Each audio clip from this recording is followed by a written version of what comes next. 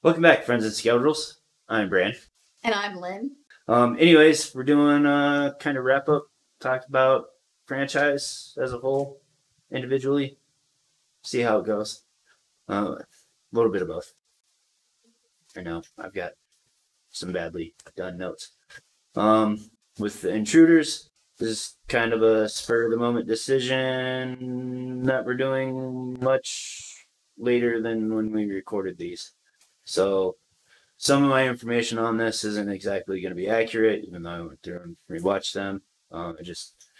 It's been long enough that I just don't remember what my mindset was at the time. So anyways, overall with this one, it's a little bit intimidating because all I'd really played before was Ikinyaba and a couple other random ones before getting into this big pool of fun. This big to do. This big to do. So taking on 3 killers was a little bit intimidating, but turned out not to be quite as bad as I thought. Certainly no worse than 1 killer that I end up face to face with and just murderates me. So, and certainly not any worse than Inkinyaba having the 2 different tracks with that, the Divine Wrath and Killer's Wrath, I think they're called, if I remember correctly. Tracks that just, those get out of hand real quick. They just cycle back and make a whole bunch of fun things happen. So, and one other thing overall, as I play this game more, where I lose a lot. As I play this game more, I'm learning the rules better. This is nothing close to what I was trying to say a minute ago. And that is something that'll help me out, especially with a game like this, where each location and each scenario and each killer have all of their own special rules that you have to try to remember. Can be quite daunting at times, especially when you're recording. But I don't care. We all miss stuff at times. But as I play more, a lot of that stuff will get easier to remember, especially the scenarios. Probably about the 4th franchise in, I should hopefully have enough of the locations remembered. And enough of the actual basic rules. Yeah. Theoretically. Theoretically. Let's see here, what else do we got there? And anything else for the overall? Nope. It's fun franchise. There's some loose connections between some of them. Some of them are a little bit odd in their placement. But franchises go like that sometimes too. Ginger Snaps. Got that weird 3rd movie. Ginger Snaps. Yeah, Ginger Snaps back, and then I forget what the 3rd one is, but it's like colonial times. It's weird. So yeah, let's get into the individual ones. Unwelcome Dinner Guests. One of, if not my first win, one of my very few wins at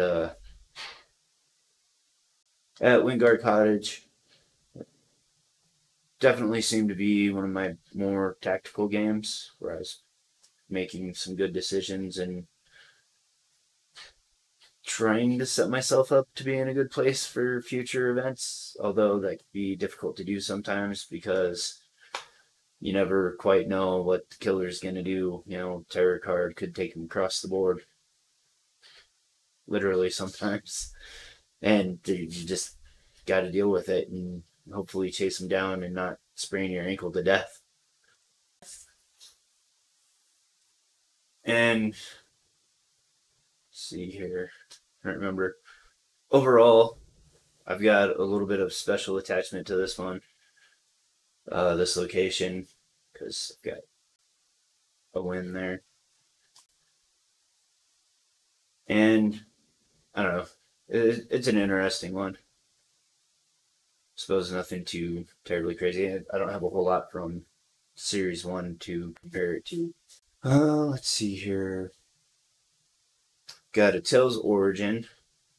That one's an interesting map because there's a lot of extra things that you can add to it to make it a little bit more traversable. So you got like the breadcrumbs and the raft and the bridges and stuff. I don't have a whole lot on that one other than I lost, but that one can also be really difficult to move around in just because things are so disconnected. I think that's all I really got on that one. There's no special rules or anything that make it different. Growing the flock, that was a fun one. I found myself stuck in a place and I just kind of panicked and tried to make the best out of a bad situation, which is never a good thing to try to do. Should have just tried to get away, even at the risk of spraining my ankle to death. Tripping to death. I mean, if you trip and fall on your face hard enough, you could die. It has happened. See, I thought you were just tripping and doing that pathetic horror crawl where you're just slowly crawling even though you could still stand up and run away. Maybe. And that's how the killer comes up on you, because you're just pathetically crawling away instead of standing back up. Maybe. Just dragging myself along the ground, broken glass. And... Yeah. Oh, I can't. Sounds like some scary movie stuff. But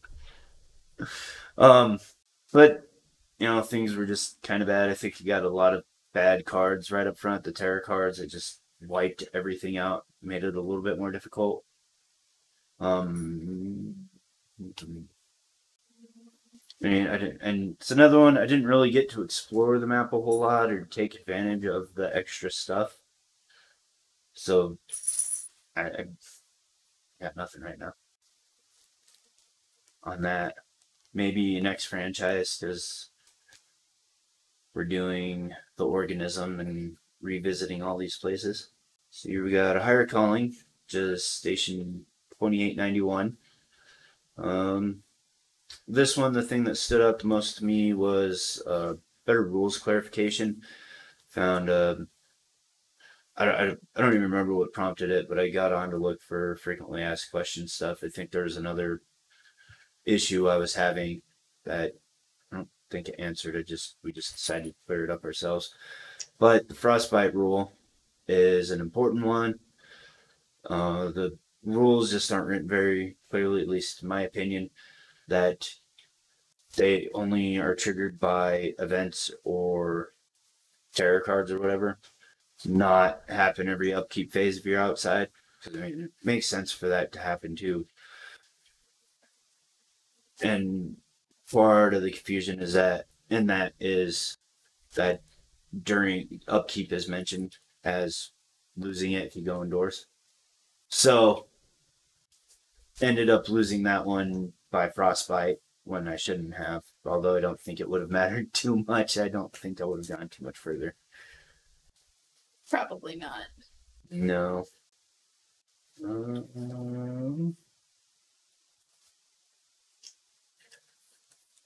Your cat is eating my Twizzlers.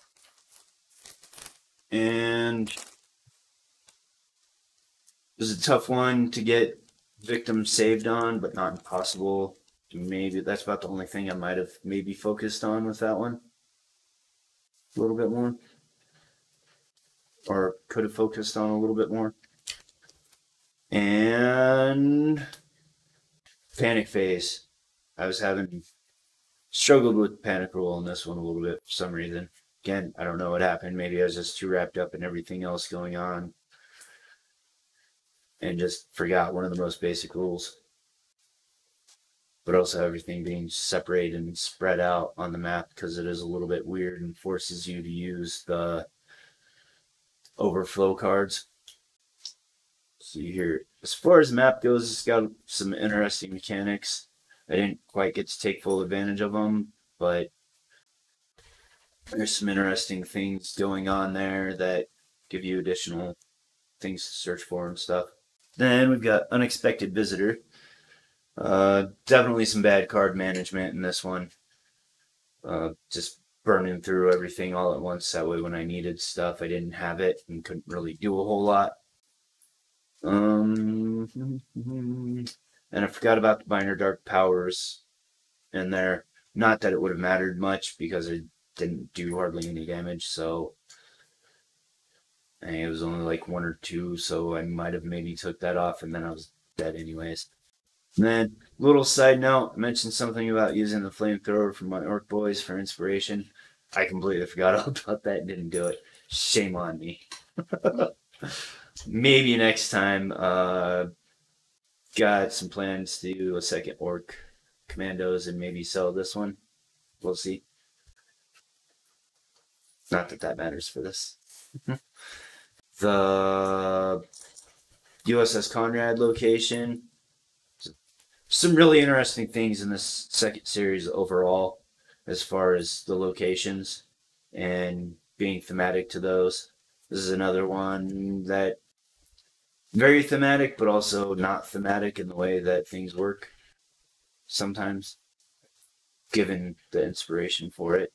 But I was able to take a little bit of advantage of things and not take advantage of the things that I really needed to. So, yeah, I don't know. I don't know why I'm trying to be so anti-spoilery. I don't know what But you think. like the main thing I was able to take advantage of was the secret passages, whatever they're called. I don't remember. But I didn't use my weapon, like, at all. So I just didn't end up in a situation. I think by the time I finally got to any of the killers, I had tripped on so many doorways that I was practically dead. Which is going to become a running joke. I think that most of my damage comes from walking and sprinting. And I trip a lot. What can I say? So anyways, I forgot to say that at the beginning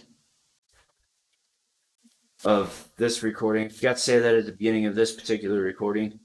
If you have any questions about any of the franchises, ask them below. I'll try to answer them right now.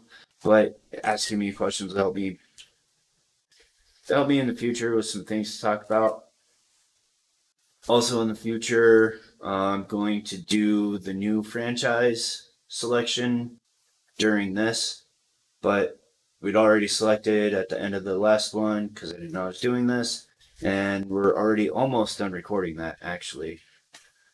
At this point, I've got one more episode to do and then we can start those. So also there may be a week or two sometime, at least a week break in between franchises coming out, just for reasons. Breathing room. A little bit of breathing room. So that's all I got. You come up with anything while I was rattling on? No, I was taking pictures of the cat. I saw that. Glad you're on the important jobs. There's nothing more important than the cats. Trying to fit in boxes that they have no chance of fitting in. His head's in there. So anyways, check out our links down below for ways to support us. Put the playlist up here somewhere around one of the corners, because I don't decide, I just let YouTube run as it runs. But I'm going to put the playlist so you go check that out if you've watched this first for some reason. And until next time, live to roll.